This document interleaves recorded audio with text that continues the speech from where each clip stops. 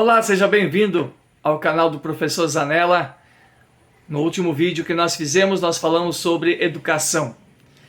E hoje nós vamos voltar a falar sobre este tema num viés um pouco diferente do último vídeo, onde nós falamos a respeito das questões do enquadramento, que é a questão da forma como a nossa história é contada nos livros didáticos com base no pensamento de quem domina o setor educacional, de quem domina o setor da cultura.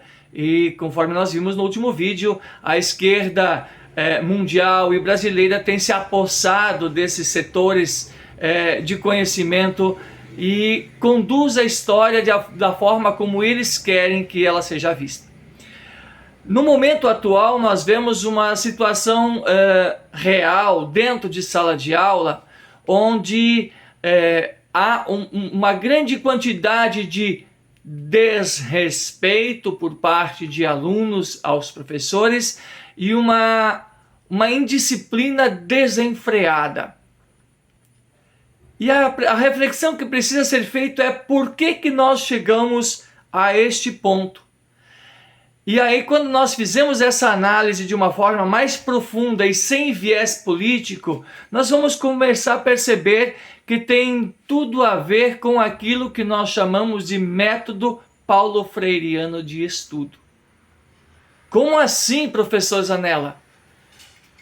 Paulo Freire é considerado o patrono da educação brasileira e você vem dizer que a indisciplina e o desrespeito dentro de escola é em função desse método Paulo Freire de ensino? Infelizmente é. Se nós observarmos o grande foco de Paulo Freire em seus escritos está na transformação dos alunos em vítimas da sociedade. A pedagogia do oprimido demonstra isso claramente. E ao mesmo tempo a transformação do professor em uma espécie de carrasco, alguém que está ali para ser o malvadão do sistema educacional.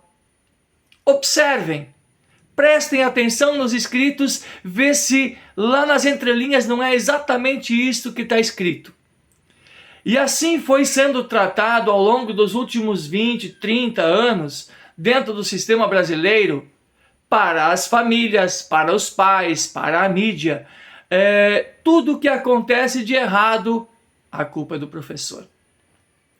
Tudo que acontece no confronto, que é assim que é tratado entre professor e aluno, a culpa é do professor. O aluno sempre é o coitadinho, sempre é a vítima e o professor sempre é o malvadão. É assim como muitos pais veem os professores, principalmente na rede pública de ensino. Quando o professor cobra do aluno que ele se esforça, que ele faça, que ele corra atrás, que ele conquiste, o aluno muitas vezes simplesmente se recusa, chega em casa contando qualquer historinha para o seu pai e para sua mãe, e os pais vêm na escola cheios de razão, apontando o dedo para o professor, como se o professor fosse culpado de coisas ruins. Como você quer que um filho aprenda, cresça, melhore em conhecimento, se o professor não pode cobrar que ele realmente faça aquilo que precisa ser feito para aprender? A construção do pensamento, ela acontece na interação professor-aluno. Mas essa interação ela só acontece quando há dois fatores determinantes: disciplina e obediência. O aluno que não obedece ao professor, ele não vai conseguir chegar a um estado de conhecimento. O aluno indisciplinado, ele não consegue atingir níveis desejáveis de conhecimento. Isso é um fato. Isso é fato. Como é que nós vamos chegar a ter resultados bons? Façamos uma análise de como funcionam as escolas particulares e as escolas militares. A disciplina e o respeito estão presentes em todo o processo. Alunos disciplinados, alunos que respeitam, alunos que obedecem, tendem a se concentrar naquilo que é necessário e absorver aquilo que o professor tem de conhecimento em si, no livro didático e nas demais ferramentas educacionais que ele tem disponível para poder repassar o conhecimento. Ah, mas o professor não repassa conhecimento. Sim, com certeza. Para que existe o professor? Por que o professor está lá? É para facilitar o conhecimento, é para repassar o conhecimento, é para dar àquele aluno conhecimento àquilo que ele ainda não tem, em todas as áreas de conhecimento, em todos os sentidos. Enquanto isso for retirado do professor, a autonomia de fazer com que isso aconteça de fato dentro da sala de aula, nas escolas públicas, assim como é nas escolas particulares e nas escolas militares, nós vamos continuar tendo um processo educacional falho, onde os índices de aprendizado não chegam aos pés daquilo que nós gostaríamos que fosse, não chegam aos pés daquilo que nós precisaríamos alcançar para igualar aos países de primeiro mundo. Voltar a ter o quantitativo de conhecimento, mas principalmente o qualitativo de conhecimento adquirido. O aluno saindo da escola sabendo aquilo que precisa saber e não apenas seguindo de ano para outro, promovido, com dependências, com notas realmente altas. Vamos começar a subir a régua de aprovação para ver o que acontece. Voltar ao que era nos anos 80, média 7, média 8 para passar, onde o aluno realmente precisa se esforçar, correr atrás, aprender e entender para conseguir seguir adiante. E nós voltaremos a ter educação de qualidade. Vamos dar autonomia para o professor fazer aquilo que é necessário, mas isso é um processo lento, é um processo necessário, porque isso foi tirado muito em função do próprio Estatuto da Criança e do Adolescente. Não que isso seja uma coisa ruim, muito pelo contrário.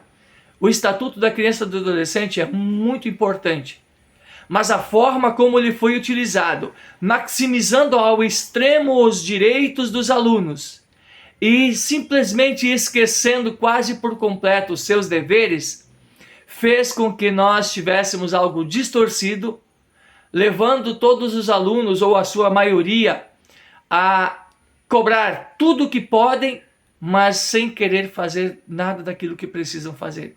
E aí nós vemos os resultados educacionais hoje. Professores se queixando de indisciplina, de falta de respeito, de falta de conduta condizente com a faixa etária em absoluto em quase todas as escolas públicas. Por quê? Famílias desestruturadas que não dão aquele suporte, aquela educação necessária para que as crianças se portem da forma correta, e a falta de autonomia para os professores para fazer aquilo que precisa para que esses alunos aprendam o jeito certo, o jeito correto de ser e de conviver. A educação brasileira pode muito mais. Existe um caminho a ser traçado, e não é o caminho que vem sendo conduzido nas últimas 4 décadas. De pode tudo, o aluno pode tudo, o professor não pode nada, a família achar que pode tudo com o professor, inclusive algumas chegando nas escolas e fazendo verdadeiros calúnias, maltratando, atingindo os professores em seu ego, em sua profissão, desvalorizando por completo a função de educador do professor. Creio em dias melhores, mas para isso nós precisamos ter algumas mudanças, principalmente na legislação e, em segundo, na forma de ver o sistema educacional brasileiro. É para isso que nós estamos adentrando nesse processo político, para buscar estas melhorias, até porque, enquanto professor, eu sou apenas um professor dentre centenas e centenas de milhares de professores. Como legislador, a gente tem muito mais voz e vez de mudar algumas coisas que precisam ser mudadas. E o legislativo é o caminho para que a gente possa começar a fazer essas mudanças. Muito obrigado, professor Zanella, candidato a deputado estadual pelo PL no estado do Pará.